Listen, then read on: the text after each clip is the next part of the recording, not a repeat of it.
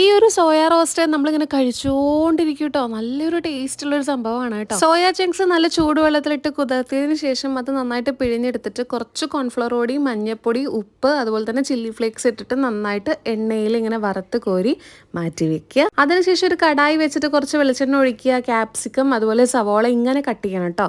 പിന്നെ 2-3 പച്ചമുളക് ഇട്ടിട്ട് നന്നായിട്ടൊന്ന് വാട്ടിയെടുക്കുക കേട്ടോ. ഇനിയാണ് നമ്മൾ ഇതിലേക്ക് തക്കാളി ഇടുന്നത്. തക്കാളി ഇട്ടതിന് ശേഷം കുറച്ച് സോയ സോസാണ് കേട്ടോ നമ്മൾ ഒഴിക്കുന്നത്. വേറെ ഒന്നും ചേർത്തിട്ടുണ്ടായിരുന്നില്ല. കുറച്ച് സോയ സോസ് ചേർത്തതിന് ശേഷം നമ്മൾ ഈ മാറ്റി വെച്ച് നമ്മൾ വറുത്ത് വെച്ചില്ലേ നമ്മളുടെ സോയ ചങ്ക്സ്, അത് ഇതിലേക്ക് ഇടുക കേട്ടോ. കുഞ്ഞി സോയാബീൻസ് ആയിരിക്കും കൂടുതൽ നല്ലത് കേട്ടോ. ഇതിനിടയിൽ നിങ്ങൾ ഉപ്പിടാൻ മറക്കരുത് കേട്ടോ. ഇനി ലാസ്റ്റ് നമ്മൾ കുറച്ച് മല്ലിയിലയും കൂടി ഇട്ടതിന് ശേഷം സംഭവം റെഡി. നമ്മുടെ കുഞ്ഞി സോയ ചങ്ക്സ് റോസ്റ്റ് ആയിട്ട് ഇവിടെ കിട്ടിയിട്ടുണ്ട് കേട്ടോ.